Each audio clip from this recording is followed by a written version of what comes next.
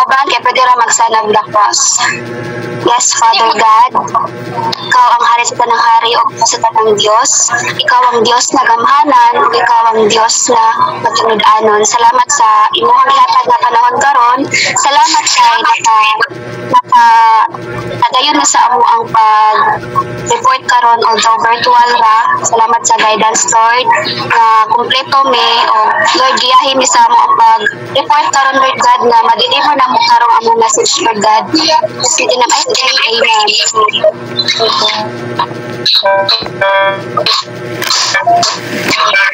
Amen.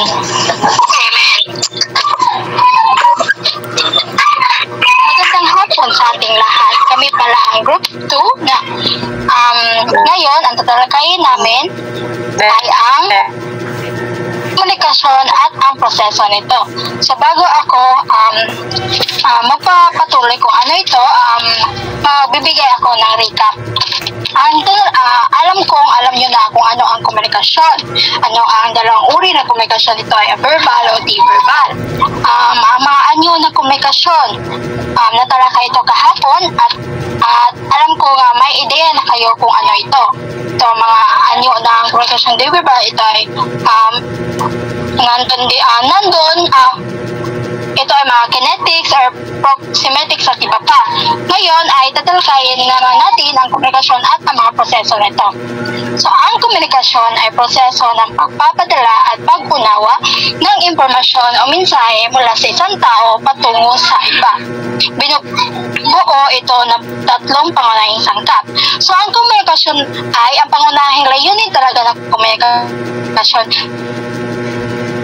ay makapaghatid ng impormasyon at mensahe at maunawaan mula sa ibang tao tungo sa ibang tao. Ito na pangunahing layunin ng komunikasyon. May tatlong kasangkapan din ang komunikasyon. Ito ay ang tagapaghatid na lumilikha ng mensahe. Ito ay tagapaghatid, ito ay mga bumubuo ng mensahe o lumilikha. Ang channel naman ang pangalawa bilang paraan ng papadala ng mensahe. Sila ang basihan upang ang mensahe ay mapadala sa tagapagtanggap. Ito ang pangatlo na nagbibigay kahulugan sa mensahe. Kung mayroong tagapaghatid channel, mayroon ding tagapagtanggap. Ito ay ang nagbibigay kahulugan na unawaan ba nila ano ang naintindihan ba nila ang natanggap na mensahe. So, tatlo, tagapaghatid, channel, tagatanggap. Tagapaghatid, lumilikha. Channel, ang paraan ng pagpadala ng mensahe. Ang tagapagtanggap, ito ay nagbibigay kahulugan ng mensahe.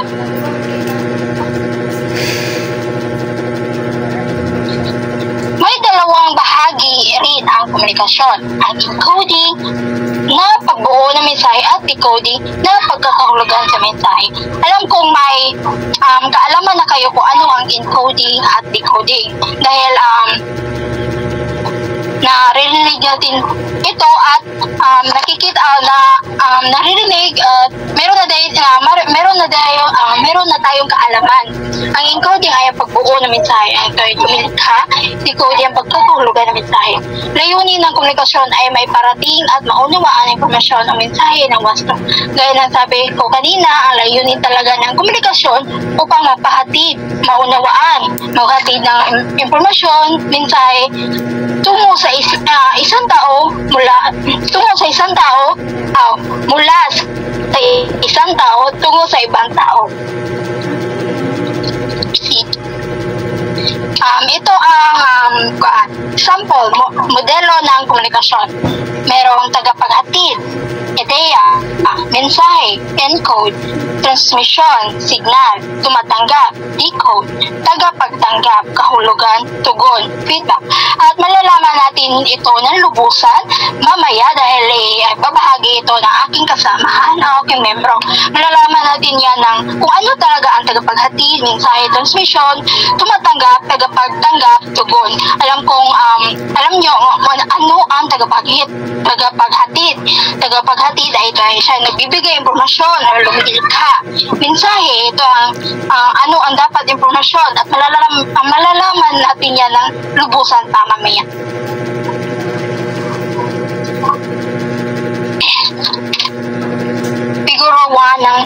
komunikasyon.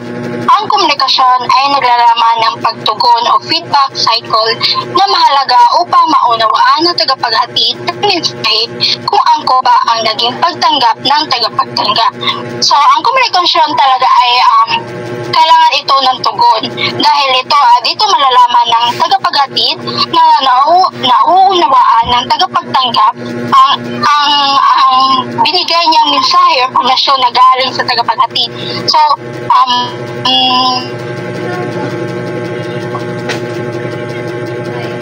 kung natanggap ba ng klaro or hindi. Ang tugon ay maring verbal o di verbal. So, tugon o feedback ay maring verbal. Kaya napagsasalita, gagaya ng sinabi kahapon, pwede po itong letter or pagsusulat. Di verbal, pwede itong just sa gesture, sa facial expression, pwede ito. At ang epektibong komunikasyon ay nakabatay sa pagtugon ng tagapagtanggap sa layunin ng tagapaghatid. So, epektibong komunikasyon ay nakabatay sa pagtugon. Nakabatay ito sa kung ano ang binigay feedback ng tagapagtanggap tungo sa tagapaghatid. Mas madali itong mapagtagumpayan sa interpersonal na komunikasyon kumpara sa komunikasyon sa pamamagitan ng media.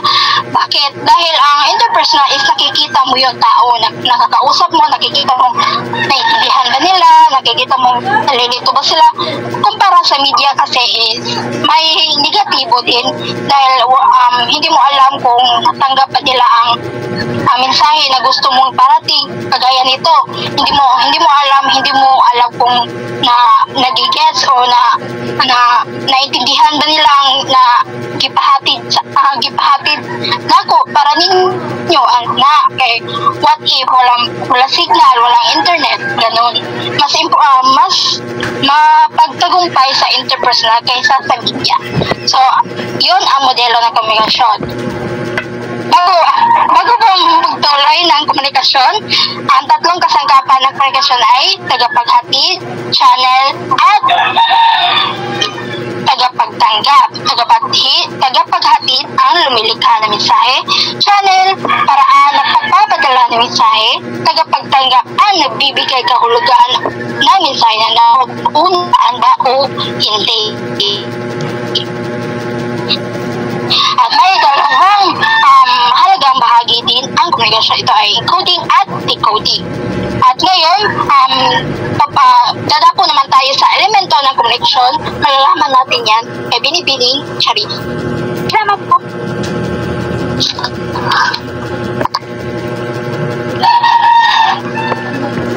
So, magandang hapon sa lahat. Dadako naman tayo sa elemento ng komunikasyon. Ang komunikasyon ay isang proseso ng pagpapalitan ng mga impormasyon sa pagitan ng dalawa o higit pang tao. So, ang komunikasyon, ibig sabihin nito, hindi ito isang tao lang ang gumagalaw at kailangan may nagpapadala ng mensahe at may tagatanggap ng mensahe. Kailangan ang tagatanggap, ang nagpapadala ng mensahe, ang tagapaghatid ng mensahe ay malinaw at maunawaan ito, at dapat din ang tagapagtanggap ng mensahe ay maayos na nakikinig. Kailangan din iwasan ang mga hadlang kagaya ng ingay, maling interpretasyon at kakulangan ng impormasyon upang maiwasan ang kalituhan. Next, siya ang nagdala kung paano niya iparating ng maayos ang kanyang impormasyon sa mga mag-aaral. Ihaming naman natin ito sa larong basketball. Sa larong basketball, may tatlong proseso ng komunikasyon. Ang tagadala ng bola, ang bola, at ang tagatanggap ng bola o ang taong tagatanggap ng bola. Sa tatlong ito, ang nagsisilbing mensahe ay ang bola. So, may 6 na elemento ng komunikasyon. Una, ang tagapaghatid ng mensahe o sender. Ang tagapaghatid ng mensahe o sender ay nagsisimula ng proseso ng komunikasyon sa pamamagitan ng pag-iisip ng estratehiya o may paparating ng maayos na impormasyon na tagatanggap o receiver. So, sa maikling salita, ang tagapaghatid ng mensahe ay ang pinagmula ng mga impormasyon.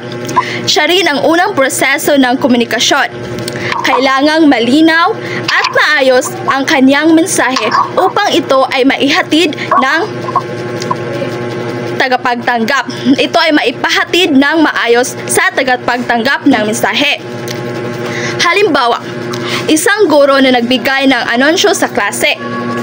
Dito, ang guro ang nagsisilbing tagapaghatid ng mensahe, siya ang sisilbing mensahe o ang dito nakatala ang mga impormasyon na nais ipahatid ng tagapaghatid ng mensahe.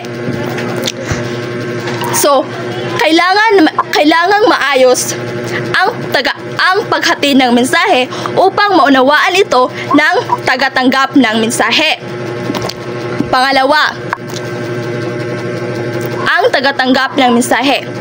Ang tagatanggap ng mensahe o receiver ay ang tumatanggap ng mensahe sa buong proseso ng komunikasyon at dapat talasan ang kanyang tenga, mata, pakiramdam upang makapag-isip ng tamang diskarte. Kailangan niyang tanggalin ang lahat ng mga balakid upang matanggap ng maayos ang mensahe at makapagbigay ng tamang interpretasyon at tugon para sa tagumpay ng kanyang pangkat. Tulad ng isang manlalaro na pinagpasahan ng bola na dapat magdesisyon kung kailan mag-shoot o ipasa sa iba depende sa sitwasyon. So, ang tagatanggap ng impormasyon ay ang tagatanggap ng mensahe ay ang tumatanggap ng impormasyon mula sa sender. Kailangang intindihin at suriin niya ito ng mabuti upang makapagbigay ng tamang tugon o aksyon. Ang tagatanggap ng mensahe ay hindi lang sila basta-basta nakikinig. Dapat maging alerto din sila gamit ang kanilang mata, tenga at pakiramdam upang mas maunawaan nila ang inihatid na mensahe. Halimbawa, di ba ang halimbawa ko kanina ay ang guro ay nagbigay ng anunsyo na magkakaroon ng pagsusulit bukas.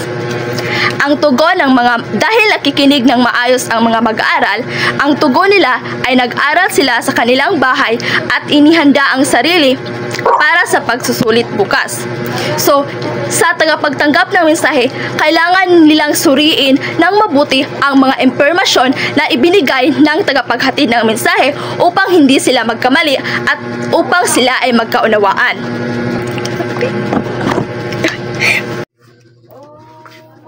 Ang ikatlong elemento ng komunikasyon ay ang mensahe. Ang mensahe ay impormasyon na nais maiparating ng tagapaghatid sa tagatanggap. So, ang mensahe ay dito nakapaloob ang mga impormasyon na nais iparating ng tagapaghatid sa tagatanggap ng mensahe. Ang pang-apat na elemento ng komunikasyon ay tatalakayin ni Miss Leyland. Ang apat na elemento ng komunikasyon ay ang daluyan o tinatawag natin na channel ng komunikasyon. Ang daluyan ng komunikasyon ay paraan para maiparating ang mensahe mula sa sender tungo sa receiver. So, ang halimbawa nito sa basketball, ginagamit ang di-verbal na komunikasyon tulad ng kilos at galaw para makapag-usap ang manlalaro. So, ang daluyan ay isang mahalagang bahagi ng komunikasyon.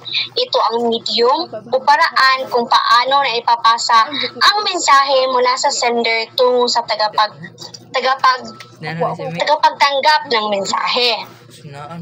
At meron na ito mga halimbawa. Ang una ay meron tayong salita o tinatawag natin sa English na verbal, na maaaring pasalita o pasulat. Ang paggamit ng salitang verbal ay salita upang iparating ang mensahe. So alam naman natin kung paano ipaparating ang mensahe sa pamamagitan ng verbal na pamamaraan. Ito naman ang galaw ng katawan o ang tinatawag sa English na non-verbal. Ang paggamit ng galaw ng katawan tulad ng mga sinyas, ekspresyon ng katawan, ekspresyon ng muka o postura ng katawan ay ginagamitan ng galaw ng non-verbal. Ito rin ay isa sa paraang ginagamit sa pagbibigay o paraan upang maibigay ang isang mensahe. Ang pangatlo naman, ang makabagong pamamaraan ng bagong paraan upang makapagbigay ng mensahe, ang teknolohiya. Paggamit ng mga teknolohiya tulad ng telepon, email, social media o mga messaging app. Ito ang makabagong pamamaraan sa pagpapadala ng ating mga mensahe tungo sa ating receiver. At ang panghuli naman ay ang mga simbolo na kalimitan natin nakikita sa ating kapaligiran o sa mga direksyon. Ito rin ang tuturo kung ano ang tamang lugar ay nakikita natin sa ating kapaligiran. Naman, ang panglima ay ang tugon o feedback. Tugon o feedback ang huling punto para masabi ang mga mensahe ay natanggap at naunawaan. Ang tugon ay reaksyon o response ng isang receiver sa mensahe na tanggap niya mula sa sender. Importante din itong bahagi ng komunikasyon dahil nakakatulong ito para mas mapaliwanag o magpagtiyak sa isang mensahe ng isang receiver. So ang tugon ito ay gamit, importante rin ito upang maklaro natin ang isang mensahe kung ano ba talaga ang kahulugan o ang malinaw ng tagapagpadala kung ano ang nais niyang ipahatid sa receiver. So ang halimbawa naman ito ay sa basketball, ang pagtanggap ng bola ay tugon sa hamon ng ingatan at dalhin ito sa tamang lugar. Ang tugon ay maaaring positibo o negatibo depende sa sitwasyon. So ang tugon sa halimbawa sa basketball ay ang ating ginagamit na ay di verbal, ay ang ginagamit lamang sa isang manlalaro ay ipasa ang bola at ang reaksyon ng isang manlalaro ay tinanggap niya ito at alam niya na kung ano ang gagawin niya sa isang bola. Ang pagpapakita ng pag-uunawa sa mensahe sa pamamagitan ng mga salita o kilos. Ay naman dito, maaaring itong positibo o negatibo depende sa sitwasyon. Ang tugon ay maaaring magandang tugon o hindi magandang tugon na dahilan upang makabuo ng pakikipagtalastasan sa ibang tao o interaction sa ibang tao. Ang magandang tugon, ito ay maaaring tayo ay magbigay ng o maaari nating bigyan ng paglalim na intindi ang isang mensahe sa pamagitan ng pagtatanong sa tagapaghatid.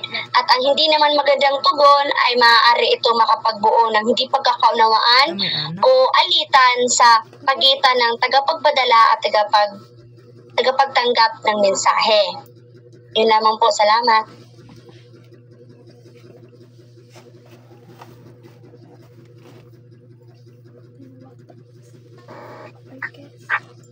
Na elemento ng komunikasyon ay ang ingay o noise or barrier. So, ang ingay sa komunikasyon ay anumang bagay na nakaka-apekto sa proseso ng komunikasyon.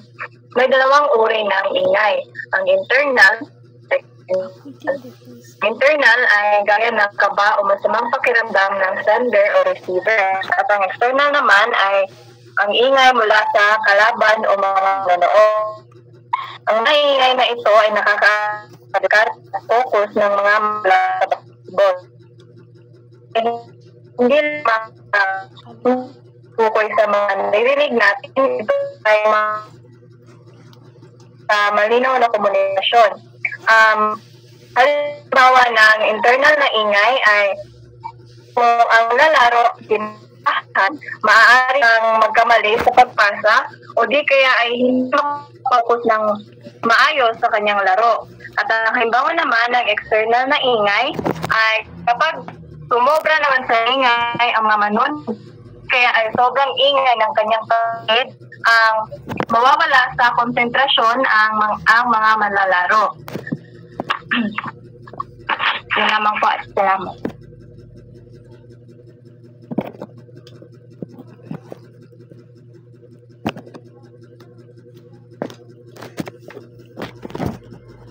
I-on imong mic dam. Everyday. At ngayon naman ay dadako tayo sa konteksto o sa Ingles ay context. Bukod sa mga nabanggit na elemento ng komunikasyon, mahalaga rin na malaman ng mga mag-aaral ang iba't ibang konteksto o pagtingin sa komunikasyon. So, ang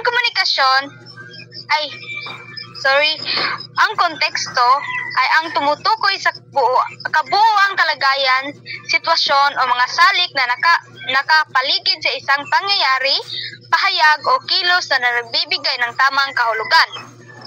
Halimbawa ay, ikaw ay sinasabihan na ang galing mo naman na nakataas ang kilay. Ang ibig sabihin yan ay, ikaw ay inaasar o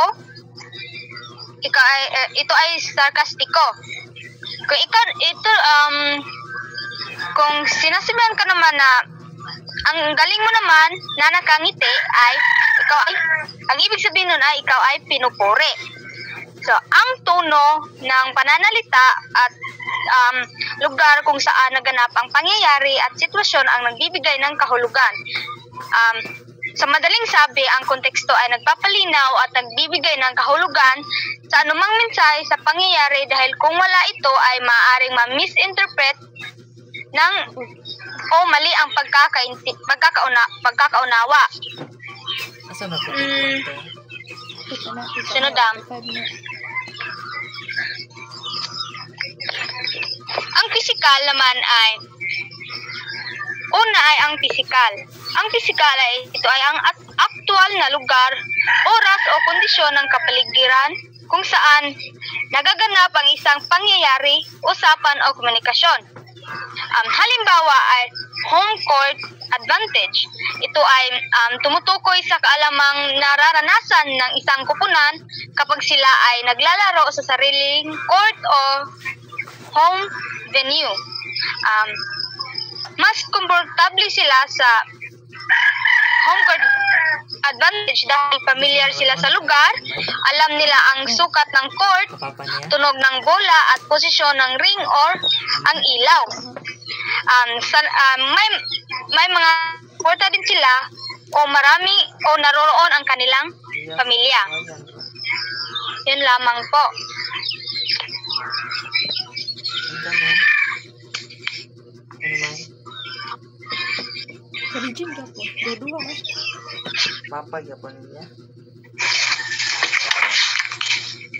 Ngayon naman dadako tayo sa pangalawa na konteksto. Ang sosyal na konteksto ng komunikasyon ay tungkol sa personal na ugnayan ng mga kalahok sa komunikasyon. Dapat maunawaan ng manlalaro kung sino ang kakampi at kalaban. Ang maayos na ugnayan at iisang layunin ay mahalaga para sa teamwork at tagumpay sa laro. So, ang ibig sabihin ng sosyal, ito ay kung paano tayo nakikipag-ugnayan o nakikipag-usap sa mga tao.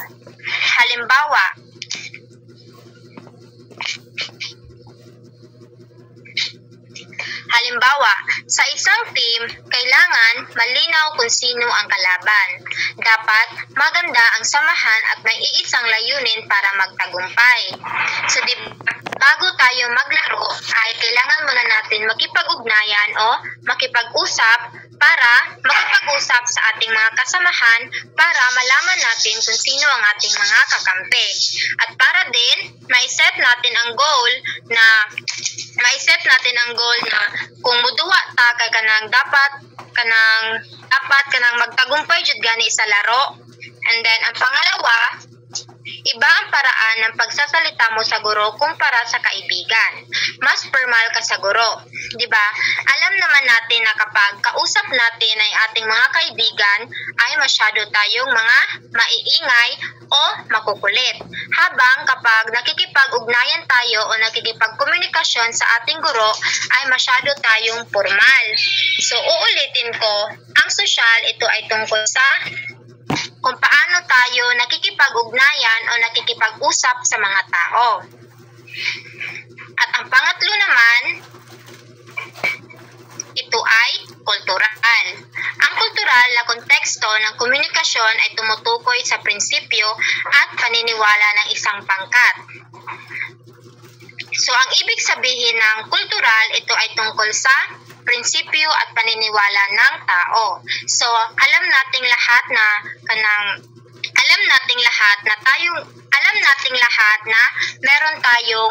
meron tayong kanya-kanyang mga paniniwala na galing sa ating bahay. Kanang atuang naandan nga ganing paniniwala nga kanang nasa atong lola nga kanang kung unsa ilang andan kay mopod ato ang sundon. So halimbawa,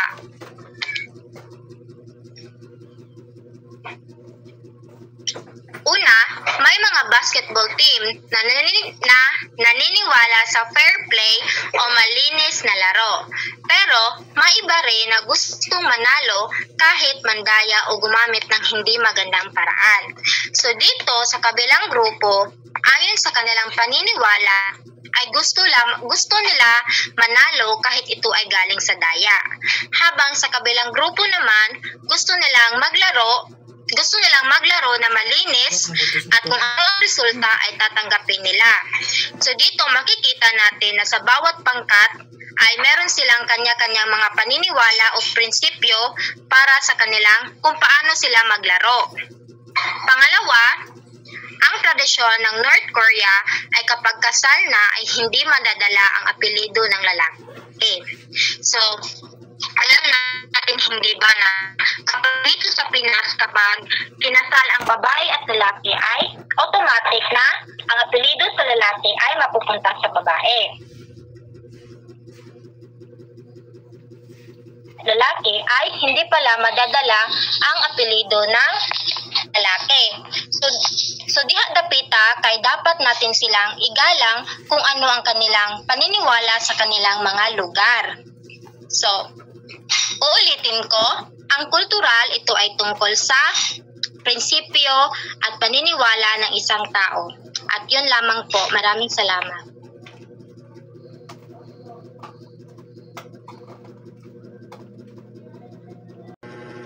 Ang pang-apat naman ay psychological, tumutukoy sa emosyon o nararamdaman ng mga taong kasali sa komunikasyon, kung ano ang mood nila nakakapekto sa paraan ng pakikipag-usap.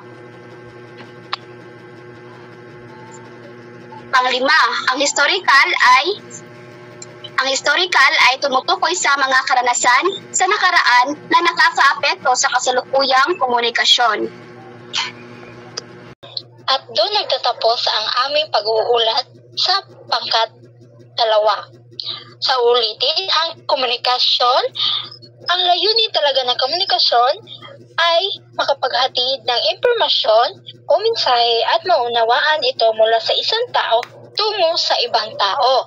Binubuo nito ng 3 pangunahing sangkap: tagapaghatid, ang sender, ang channel, ang tagapagtanggap o receiver.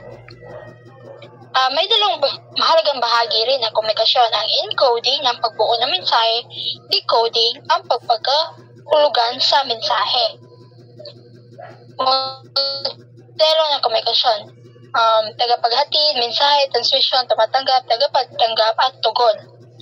Mahalaga ang pagtugon o feedback cycle dahil dito natin maintindihan o dito natin malalaman na nauunawaan ng tagapaghatid ang mensahe galing sa nauunawaan ng tagatanggap ang mensahe na tanggap sa tagapaghatid.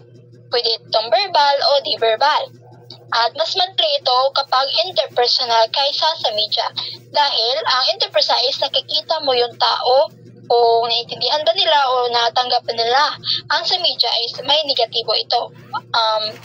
halimbawa ng walang signal o walang internet, kaya mas mapagtagumpayan kapag sa interpersonal. At may elemento ng komunikasyon, may 6 ang tagapaghatid ng mensahe, ang tagapagtanggap ng mensahe, ang mensahe, daluyan, channel ng komunikasyon, tugon o feedback, ingay, noise or barrier, at ito naman ang konteksto o context. Nandito ang physical, social, cultural, kahulugan at historical. At doon nagtatapos ang aming pag-uulat sa... Okay na. At doon nagtatapos ang aming pag-uulat sa pangkat o group 2. At sana ay marami kayong matutunan galing sa amin at maraming salamat sa pakikinig. Yun lang po. Salamat po.